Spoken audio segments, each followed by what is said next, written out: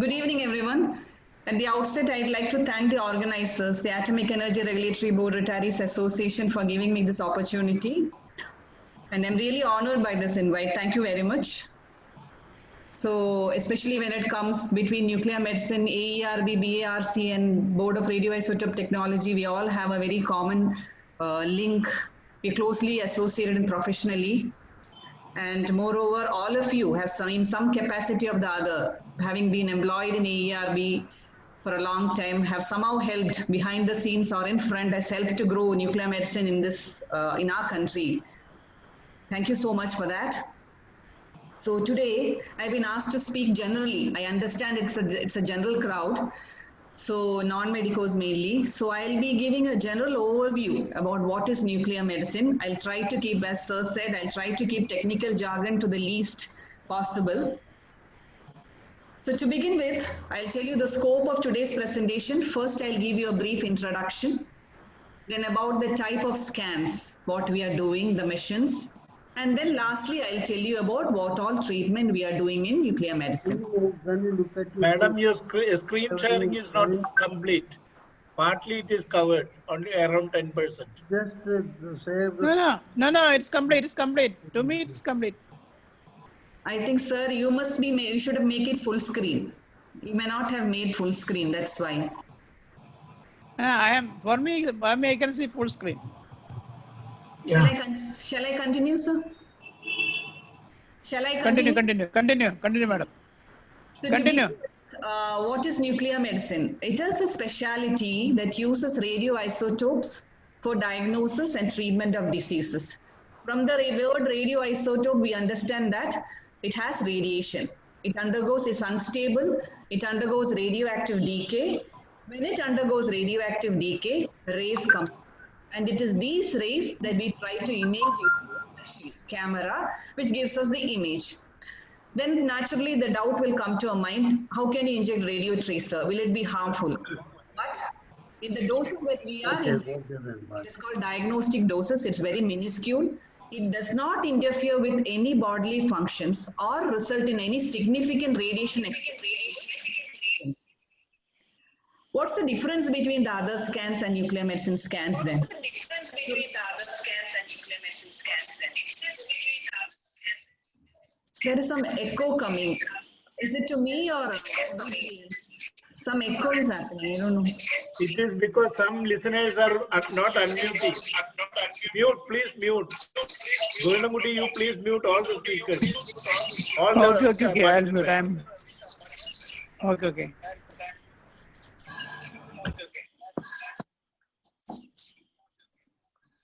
Now, can I continue? I'm muting all the people. Okay. Continue, madam. Okay. So, what's the difference between ultrasound and other imaging modalities then? Ultrasound and CT scan and nuclear medicine, what's the difference between these two? So, ultrasound and CT scan, generally it is a structural imaging. Like when you see an organ, they tell you about the structure, whether it's enlarged, whether it's not enlarged, something wrong with the structure. The main difference with nuclear medicine is that it's a functional imaging, right? It gives you an idea about the function of an organ, like kidney. But then it's not about the structure that it gives you, it tells you whether it's functioning properly, whether there's any block in the kidney in passing urine, or whether some percentage is there in the function. These are the information that you generally get from nuclear medicine. It gives you the functional at cellular level and the molecular. That is what we gather from it. Broadly, you can divide the scans into two groups. Those are being done in a machine called gamma camera, and the other is being done in a PET-CT scan. These are the two main things that is used in nuclear medicine. One is a gamma camera, and the other is a PET-CT machine. Can you go to? Is that in the gamma camera, the tracer that we use for injecting into the patient is different when you consider the tracer that is used for injecting in patients undergoing PET-CT scan. So the basic difference.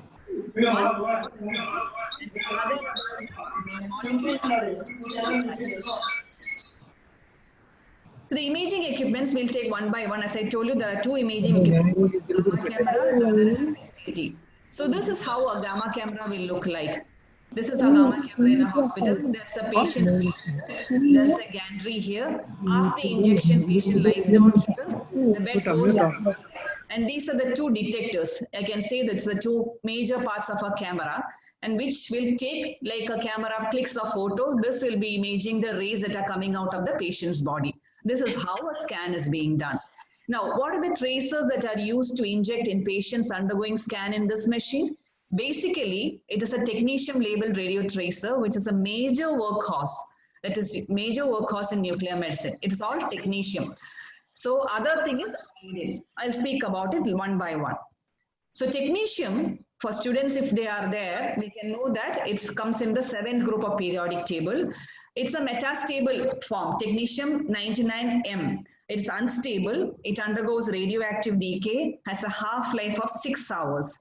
And when it undergoes decay, it gives off gamma rays. And these are the gamma rays that we image using the camera, SPECT-CT camera. So where does the technetium we get from in the morning?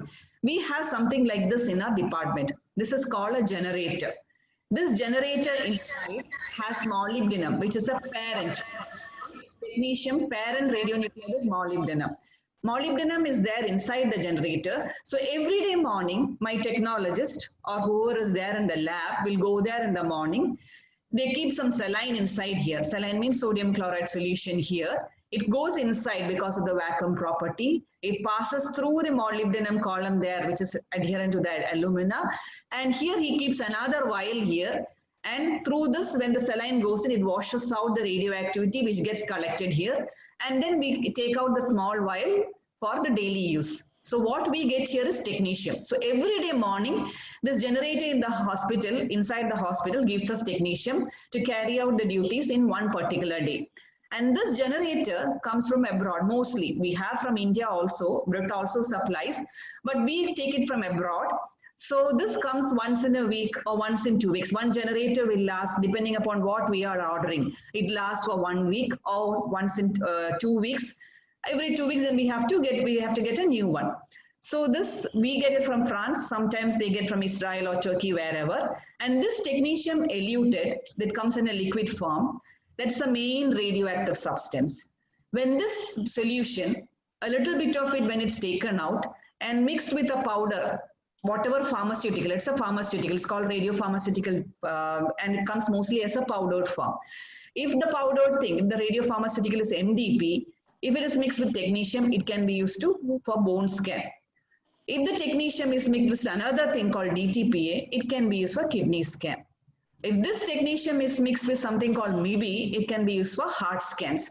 So the technetium is a common factor, which is a substance that emits radioactivity. When this radioactivity is mixed with different substances, whatever scans, based on whatever we can do particular scans. Okay. So what are the scans that are usually done? So you can scan the bones, you can scan the heart, thyroid, any organ like kidney, brain, whichever you want to do. We have to mix that particular radiopharmaceutical suitable for that organ with technetium. After that, we inject into the body, we can do the scans. So how to prepare? Do you need any specific preparation? Like for ultrasound, sometimes they say you have to be fasting, don't drink water. Sometimes for CT scan, they say keep your bladder full. Like that, are there any preparations required for nuclear scans? Not all, but mostly yes. Sometimes we ask the patients to have some, stop some medicine. If they are undergoing heart scans, we'll tell them, stop this particular medicine. It might interfere with your scan. And if you're doing thyroid scans, we'll tell them if you're taking some anti-thyroid drugs or thyroxine, we'll tell, please stop those medicine for a few days. And if it's a liver scan, we'll say come fasting. So based on what scan we are doing, we have to prepare the patient. So prior scheduling is very important. Moreover, this technetium that we get every day is limited in amount. We say millicuries. So based on whatever millicuries we have to divide among different scans.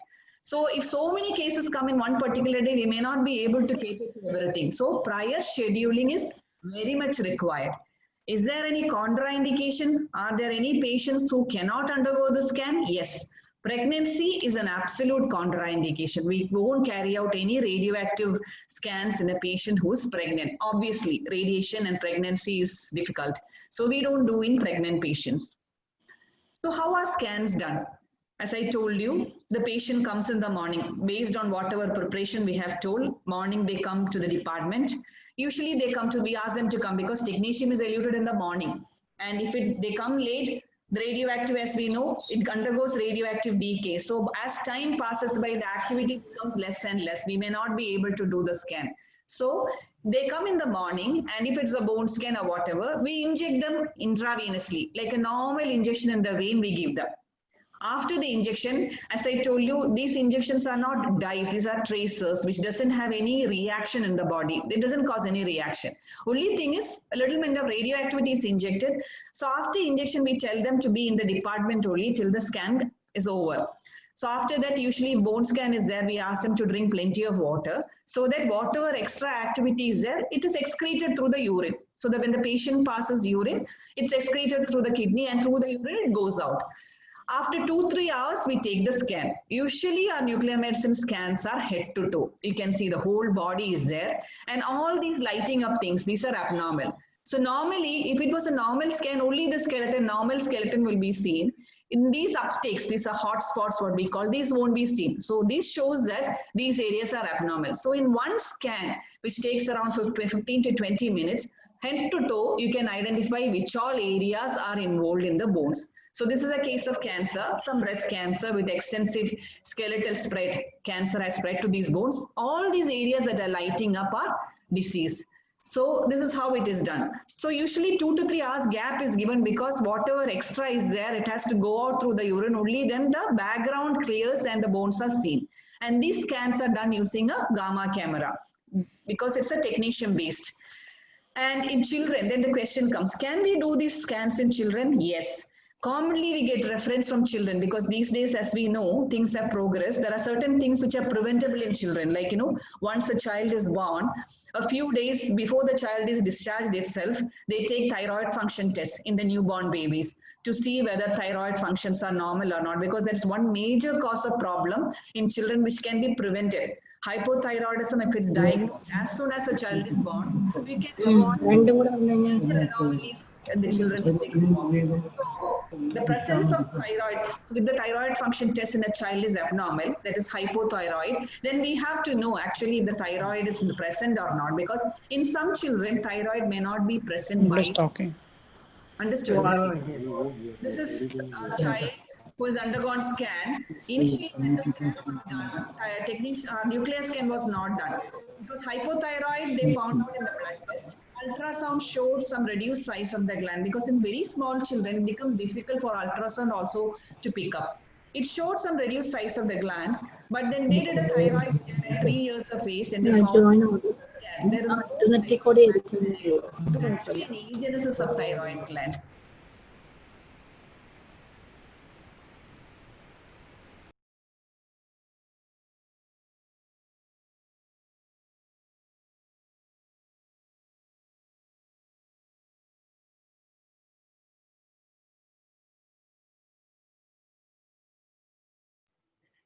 Not audible, please.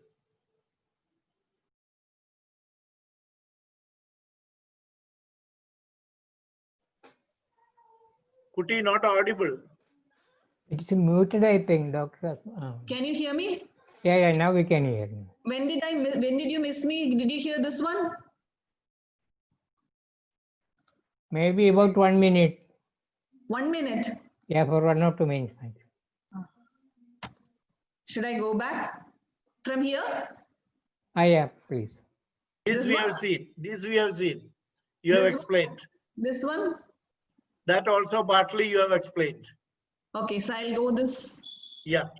Okay, so as I was telling, thyroid, Malayalis, though 1 in 10 people usually have some problem with the thyroid or the other. Either it can be increased function of the thyroid or decreased function of the thyroid. So in this case, you can see that this butterfly, this is thyroid scan. You inject technetium, take the scan after 10 minutes in the neck region. You can see the thyroid. This, you can see the butterfly shaped organ in front of the neck. This is the head background you can see. This is a thyroid gland, which shows increased tracer. All these tracer that we have injected, that is why it's appearing like this. It is an increased function of the thyroid gland. So in this, it's very important because when you check the blood in these patients, you can find that hormone levels are very high. There are two situations where the hormone levels can be high. One is this, where the function of the thyroid is very high, the tracer uptake is very high. The other is this, you can see that another patient, blood levels show increased function, but there is no gland here. This is called thyroiditis. So to differentiate between this and this is very important. Why? Because the treatment is totally different. If you check just the blood, you will not make out. Both will show thyroid functions as high, but the scan shows us totally different. In one, the gland is hot. In the other, you cannot even see the gland. This is thyroiditis. So this is where it is very useful in differentiating. Nuclear scans is very useful. They say if we have the facility, you should do it before putting them on drugs. Because in this thyroiditis, you don't need any specific treatment. Maybe it will settle down gradually. Or even if it goes to hypothyroid, you have to give another treatment. Whereas in hyperthyroidism, the treatment is totally different. So this is one way where we can differentiate both. And sometimes you see people with swelling. Then some swelling has been there in the thyroid for a long time. They often ask the questions, can it be dangerous? Can there be cancer in it? It's been there for a long time. It is gradually growing.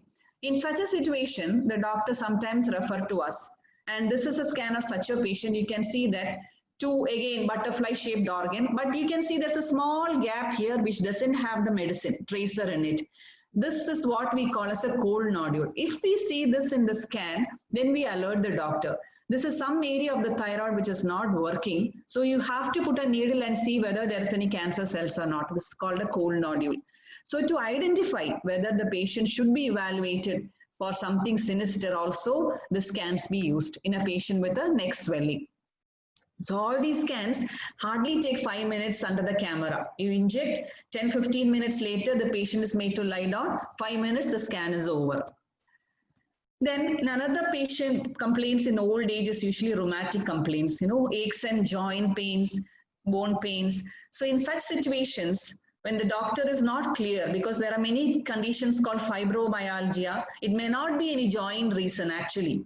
So in such cases, whether to find out actually there is a problem with the joint also, bone scan can be done. And being a head-to-toe images, it will show almost all areas and show which all joints are affected. Actually, if the patient complains about the knee pain, is there anything really wrong with the knee or not? And also, and if the problem is there, they can start the treatment. And after treatment, maybe around 6 months or 1 year later, if you do the scan, if the patient still complains, you can compare both and see if it's actually responded to the treatment or not. As you can see in this bone scan, this is again a bone only, head to toe images. You can see this knee joints, the patient has pain, knee joints, hip joints. You see all increased uptakes in these joints, which shows that actually the patient has a problem there. It's an inflammatory joint pathology. So once this is diagnosed, then the patient doctor can start treatment. And after a few months, then for a repeat scan, if all these uptakes in these knee joints, everything has gone off, then we know that the patient has responded to treatment. So to assess treatment also, these scans can be used. And in children, as I told you, newborn babies, we do these scans to see whether thyroid is there or not. Another common problem we encounter during pregnancy is that while in the mother's womb itself, sometimes ultrasound scan shows that the baby's kidney is swollen up. It's called hydronephrosis. In such cases, usually after 5 months, they do scan the mother. Then they find, because it's called an anomaly scan, they find that if there is something abnormal, they alert this thing. After birth, we have to take care to see whether this is worsening or not. So after the birth, in such babies, we take a scan of the kidneys. This is the kidney scan. You can see that both sides, it's the left side, right side, there is difference. You can see the right side is swollen. So this shows that after birth, when we do the scan in newborn period, we can see whether the kidney is swollen or not. In such cases, sometimes if you don't operate, because there's an obstruction here in the ureteric level, the pass of urine. That is why it is happening like that. If you don't interfere, ultimately the child will lose the function of this kidney. So to decide on whether to operate or not after birth, we do these scans. These are all small children that undergo. And the dose that we give is very less. In this, we are labeling DTPA with technetium. And some children, you see that, sometimes when childhood, you have fever. And sometimes the cause we find out is a urinary infection. The gold standard investigation to find out whether urinary infection has caused some problem, that is scarring in the kidney, is called DSMSA scan, it's a nuclear scan. It's mandatory. The guidelines say that if a child during childhood has had urinary infection, it's better to do a DMSA scan so that if you pick up any scars, the child will have to be on antibiotic treatment for a long time. So this is how a DMSA scan. We can imagine how we have studied in school how a kidney looks like, a bean-shaped organ, two organs similar in appearance. But this, you can see that the bean upper portion is lacking, lower portion is lacking. These are all scars in the kidney. This is a left kidney, this is a right kidney. So these are scars in these organs. So if we see that, if we pick up much earlier, we can prevent the scarring if the child can be put on antibiotics. So it's very mandatory during childhood, if a child has an urinary infection, it's better to give a DMSA scan so that we are warned in advance. Heart scan. These are people are very health conscious these days. Youngsters, they have go for executive health checkup. Diabetes is also very common among youngsters. So many times, sometimes when angiography is done, they say like, block is there, 60% block, 50% block. There may be blocks, and even without doing angiography also, if we want to know, like many times when you go for executive health checkup, they make you run on treadmill or take an ECG. Something abnormal comes up. So now you have found out something abnormal is there, whether to actually worry about it or not. Is it actually a problematic one, or can we ignore it? To know that, apart from angiography, the other test is nuclear stress test of the heart. What we do here is, we inject something called technetium sestamib. Technetium is labeled to MIB. When it's injected, when the patient is exercising, like for exercise, we make him walk on the treadmill, or even at rest also we can do that. When we do that, it goes to the heart muscles. The blood, it's taken up by the heart muscles. So if it's a normal patient, you can get a complete ring. These are images, processed images. For example, I can show you. If there is no obstruction to the blood flow, all the heart muscles will be a complete circle like this. But if there is any obstruction, you will see some defect like this. Then we know that there is something problematic, then you have to interfere. If there is no obstruction, you'll get a complete circle. These are different projections, slices that we have taken. For your understanding sake, I'm telling you, like when you process, if you get a complete ring like that, we know that there is no obstruction to the blood flow to any of the heart. But if there is obstruction, there is something like defect will be seen here. This is a non-invasive test. That's the difference between angiography and this. In angiography, it is a catheterization. It's an invasive one. But this is a non-invasive test. And if this test is normal, you can be rest assured that for the next 2 years or 5 years, the chance of a person getting anything like a heart attack is next to minimal, less than 2%. That's the importance. So if there is something showing up in ECG or treadmill, sometimes the doctor will advise you go for a nuclear test, stress test, rather than going for an angiography. And that is a few of the scans that we do in gamma camera so far we have. It's not all. We have liver scans, brain scans to find out about the blood flow to the brain. And now coming to the second part, as I told you, we'll broadly divide into two. One is the gamma camera and the next is a PET-CT machine. So this is how a PET-CT scanner looks up. So the difference is that the imaging is different, the machine is different, and the tracer that we use is also different. So far, I have been telling you all about technetium-based radiopharmaceutical. Here, it is not technetium, which is a radioactive tracer. What we are using is a positron emitter called fluorine, 18 fluorine. The mechanism by which fluorine is produced is different, not like technetium. Fluorine, we don't have a generator like I showed you inside the hospital. We have cyclotrons. So this is a medical example, a prototype of a medical cyclotron. In Kochi, we have a molecular cyclotron where Dr. Pillasar is heading that unit. So we get our tracer from Kochi cyclotron only. So every day morning from this Kochi molecular cyclotron, we get the activity delivered to our hospital for a day's work. So we schedule the patients accordingly. And here I told you F18 is a radioactive component here. It is a positron emitter. So the energy levels is different. So this is a machine, not the gamma camera. So that is a basic difference. So the major workhorse here in a PET-CT machine is 18 fluorine labeled to FDG. The expansion of FDG is fluorodeoxyglucose. As the name says, it's a glucose molecule. It's an analog of glucose molecule. The glucose, as we know, it's present in the body when we take food material or something. The glucose is seen taken up by cells more in amount in those cells which are multiplying rapidly. What are the cells that are multiplying rapidly? Usually cancer cells. It can also be in some inflammation or infection. So all those areas in the body which are showing increased multiplication or increased metabolism, as you say, will take up more in amount compared to the normal cells. That is the mechanism behind which we use it for scanning. So what is the main use? FDG PET-CT machines and scans are mainly used in oncology, cancer, malignancies.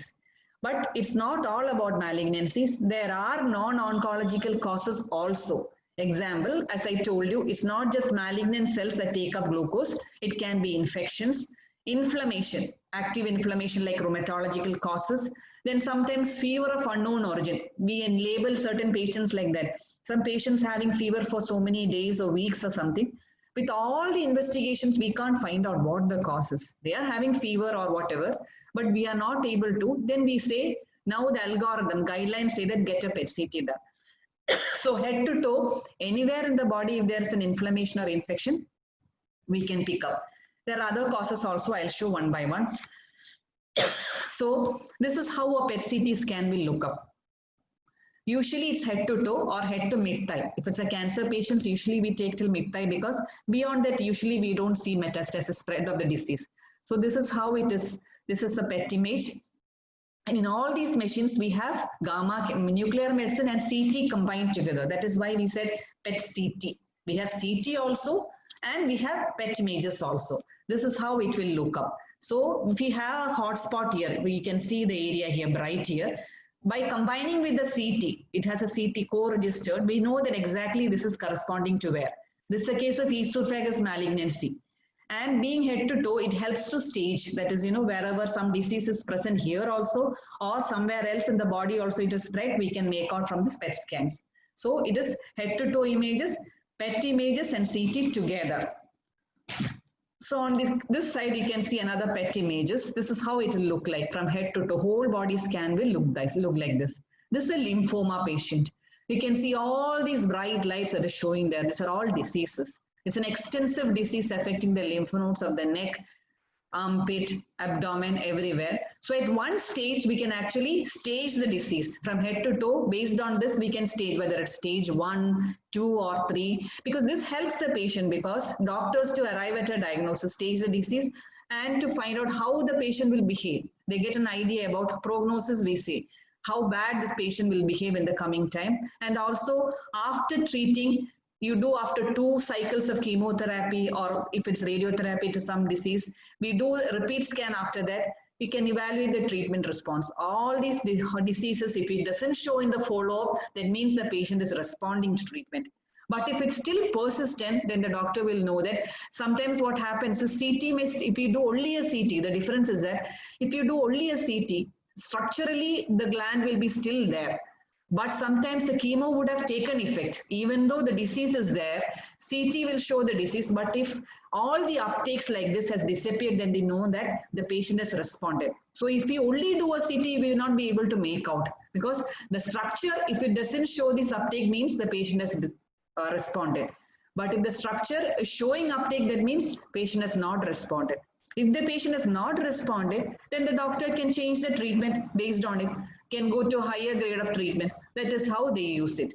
And some patients, sometimes they come with a swelling somewhere or there. You put a needle and see, then they say this is cancer. But we don't know where the cancer came from.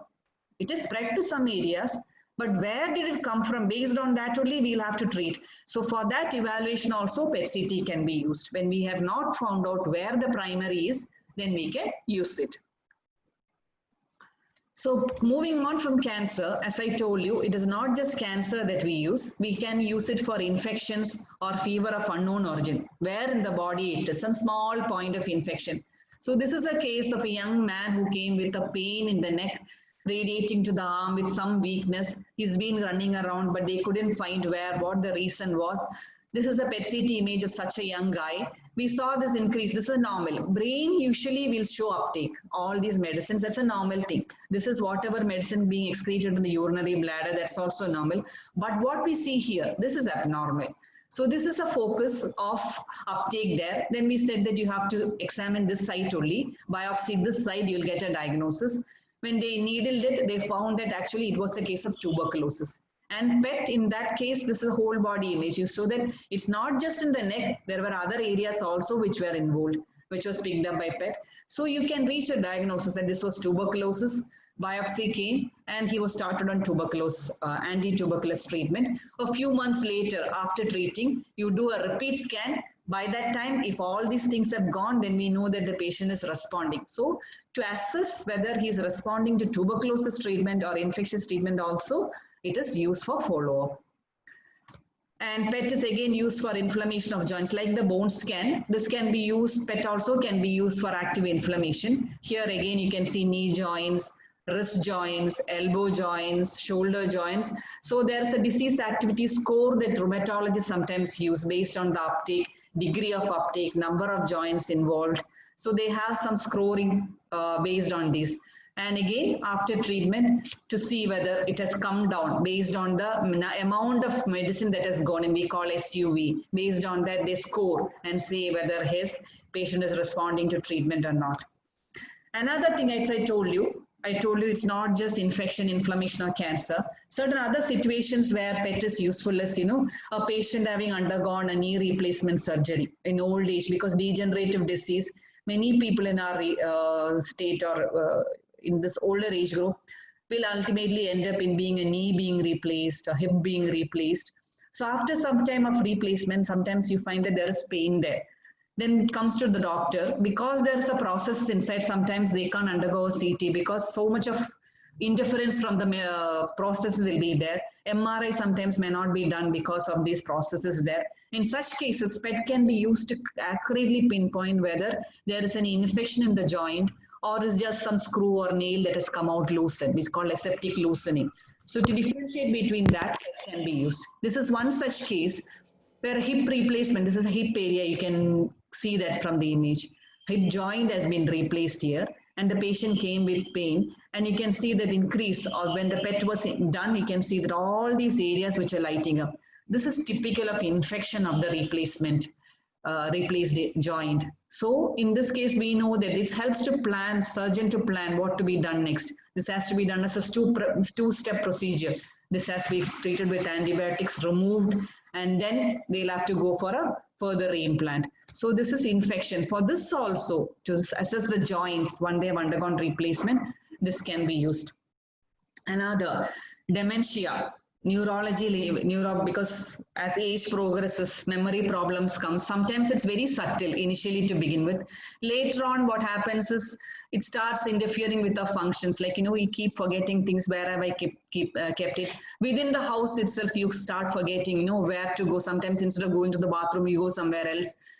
Memory problems keep happening. And that is Alzheimer's disease. That's a word made much familiar to Malayalis with that movie Mohanlal acted in Tanmatra. So where he acted as a patient who was affected by Alzheimer's disease. So for that evaluation also, nuclear medicine can be used. So this is how a brain PET will be, we use a brain imaging here. This is how a normal brain can be seen. All red, everything will be normal, blood flow will be there. But in an Alzheimer's patient, you can see that there is decreased uptake. See, bilaterally, both areas, very much decrease in comparison to this. So this can be picked up much early than an MRI scan. So when the doctor suspects that, clinically, this patient must be having some Alzheimer's, he can ask. In those hospitals which have nuclear medicine, they'll say, go for a brain PET and let us see what it shows. And this can actually pick up much before the MRI becomes positive. And Parkinson's is another disease. Sometimes Parkinson's, you have seen patients coming with tremors, hand trembling, and some other, altogether patient becomes slow and the face also becomes masked, like not much of expression. Seeing that itself, sometimes we doubt this could be a Parkinson's. But sometimes some patients have tremors with not the classical features. So then the neurologist feels a doubt whether it's actually Parkinson's, because if it is not Parkinson's, then these patients need not be started on medications. So there's something called a familial tremor. Parkinson's can affect young age also. It's not like old age. It can even have youngsters also. So in such a cases, this scan is used for, this is called FDOPA. So this can be used for diagnosis. This is a region called basal ganglia in the brain where dopaminergic substances are produced. So in these neurons, you can see that right side is okay, left side is affected. So in these scans, if this left side is affected, this shows that actually this person has a problem in the basal ganglia. So the confidence of diagnosis of the doctor is quite high. So he can be sure that yes, he has some problem there. It could be Parkinson's. If it is normal, then they know that this is not Parkinson, this must be something else. Maybe some side effect of some drug that medicine that he's taking, or some familial, some family-wise, some people have tremor, then there is no need to start these drugs. So far I've been speaking out FDG, PET, glucose PET. Is it only glucose that is used for PET scan? No, there are others also, which doesn't require a cyclotron. I showed you the cyclotron of Kochi molecular cyclotron. There are other things also which can give us tracers for PET scans. That is called gallium. Gallium, this is a generator. Like the technetium, this generator gives us gallium tracer. We have inside the hospital itself. It is used for primarily prostate cancer imaging. Prostate cancer is common in men of older age. They say as longevity, the more longer you live, the more chances of you getting prostate cancer is high. So it's a scan that is used for diagnosing and more than diagnosis, for staging and assessing the disease extent of prostate cancer. This is how a scan looks like, almost similar to FDG, glucose PET. But we know that it's not the glucose, it's gallium PSMA PET. All these dot things that you're seeing here. This is a case of a prostate cancer, which is spread to the bones. So this is how dramatic the picture will look like in a patient with which the disease is already spread to the bones. Now, as I told you, so far I've been speaking about the scans that we do. A few examples of the scans we do. And now coming to the treatment. What treatment are we doing in nuclear medicine with the radionuclides? So here, one specific importance of nuclear scans is that certain scans like PSMA PET that I showed here, this is PSMA PET. Here you are using PSMA, that is prostate specific membrane antigen, that is mixed with the radio tracer gallium. So if this gallium, instead of gallium, which is used for the scans, if you use another tracer that can have more energy, it can actually use to be killing all these cells which are present in these metastatic sites. A scan which is used to see where the disease has spread, if that radio tracer is changed and replaced with another tracer which has more energetic rays coming out, that rays can actually use to kill those cells in those areas also. That is called theranostics. That is targeting the sites which we are seeing in the scans. What is the most common application in nuclear medicine? That is to treat thyroid disorders. That is thyroid cancer and hyperfunction of the thyroid. That is hyperthyroidism. Here we use this iodine. When we see that the thyroid cancer, this is hyperthyroidism, as I told you, hyperfunctioning thyroid, if you see like this, you can give radioactive iodine orally. It is not injected. It is liquid form or capsule form. It goes given orally. It goes, the beauty is that it goes and just sits only in the thyroid gland mainly. And it gives up beta rays. These are not rays which are used for scanning. Scanning, as I told you, it's all gamma rays that travel a length, come out of the body, camera can pick up and give you a scan. But beta rays, when it comes out of things like iodine, it travels for millimetric distance within the gland itself. It doesn't come out much. Beta rays travel for few millimeters within the gland and kills the cells surrounding cells where it gets deposited. So iodine gets concentrated in the thyroid gland and gives radiation here and kills all these thyroid cells. So it can be used. So hyperthyroidism can be treated without surgery. So these are two dignitaries, both George Bush and his wife, former US president. Both of them had hyperthyroidism and both of them were treated with radioactive iodine. They are two beneficiaries of very, famous beneficiaries of radioactive iodine. So this is how it comes, either a liquid form or a capsule form. It's given orally. It goes and sits in thyroid gland only and kills the cells there. In thyroid cancer, what happens is iodine is used, but that is not the only treatment. Surgery is the main. Once you find that the thyroid cancer, this has to come out. So usually the thyroid gland is removed in total. But after that, whatever the cells that are remaining there, which is not visible to the human eye, will be taken care of by iodine, so that completely the cells are destroyed, so that we can follow up the patients in the coming months just by doing a blood test or a scan. If it comes, because thyroid is one cancer which can come even 15 years later. So once you remove the thyroid gland, based on the biopsy report, you give iodine. Radioactive iodine, higher amounts, not that we use to treat hyperthyroidism. We give a higher doses and admit the patient and send them home on the third day. So this iodine goes and gets deposited here or wherever in the body the disease has spread, if it has spread to other organs, and destroy them. So this is how an iodine scan will look like. You can see head to toe. These are all iodine going and deposited in areas where the thyroid has cancer has spread. So where all these areas it goes and gets deposited, gives radiation and kills the cells there. So apart from iodine, there are other substances also which are used for therapy. It's called lutetium. Lutetium and actinium. These are two tracers that are used. Lutetium is basically used for prostate cancer. You have seen the scan there. So the gallium PSMA, when the gallium is replaced by lutetium, it becomes treatment. It is used in advanced cancer prostate. It's not like chemotherapy. The patient comes, he can be sitting or lying down. It's just given through the vein. You just connect the medicine and it's within 20 to 25 minutes, the infusion is done and the patient can go home on the same day evening itself.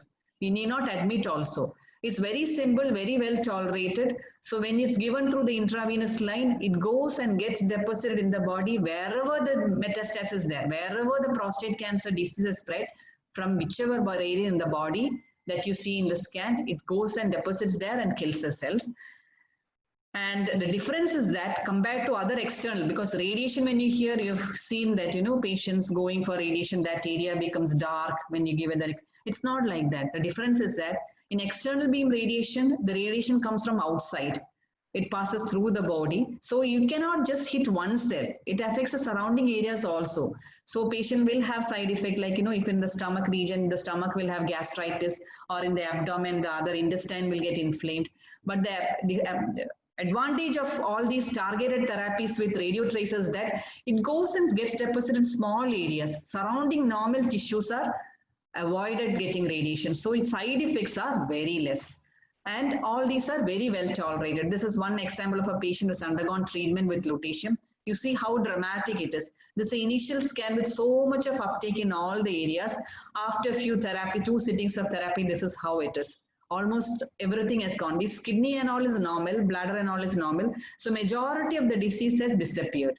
This is how dramatic the effect is. And the patients are made pain-free also after this. So lutetium, I told you, it's all beta cells. But sometimes what happens is, this is just in knowing cancer, that there is no complete cure. It's not that the patient gets cured completely forever. After a certain stage, natural course of cancer, it progresses after some time. So in such situation, what next? Because almost all these patients have gone through chemotherapy, all hormonal therapies. That is when they send for PSMA and all. Now what next once you finish lutetium? So there is another called alpha therapy. Alpha therapy, they have got, instead of beta, lutetium, you use something called actinium. It has much more higher energy and higher cell killing effect. These are all available in India now. Earlier, these things were not available. Now in India, everything is available. These treatment options are there. So this is a patient who has progressed on lutetium. Now again, this is a scan at that point of time. After actinium 2 cycles, you can see that how dramatic the disease has responded. So this is how the patient responds to alpha therapy. Apart from these, from very long time itself, we have medicines for bone pain in patients who have undergone cancer with much of bone spread and all. Bone pain palliation, some things are P32 and all are there. And now I've spoken about scans, treatment and everything. Naturally, the question will be there, what about the radiation? As I told you, for diagnostic doses, it doesn't have much of an effect. It doesn't cause any serious effect in the bodily functions. For therapeutic, naturally, the patient has to receive, that is why we're giving them. But with all safety protocols are there. There are guidelines which tell for what disease, how much should be given, what is the precaution that is to be taken. Everything has to be observed so that the radiation should be kept as low as reasonably. That is ALARA. That's a cardinal principle. As low as reasonably achievable. The very minimal of exposure to the surrounding patients or to the person who's administering the therapy, to other staff, protecting the staff, they are monitored, they are given badges to monitor their exposure. Protocols have to be followed. There are a hospital radiation committee which manages all these things. Guidelines are in place, and there are periodical visit by people from AERB to see whether these are being carried out. All these things have to be done. Everything has to be followed for a good nuclear medicine practice. Radiation safety is utmost important. So the take-home message is nuclear medicine is a functional imaging. As I told you, it's not structural. It's very easy to perform. Even in children, you do it. Pregnancy, we don't do it. It is used to diagnose and to assess function of many organs. Treatment, as I told you, many malignancies like thyroid, prostate, etc. are there. There are even liver tumors also. So that's the take-home message. Thank you so much for your listening.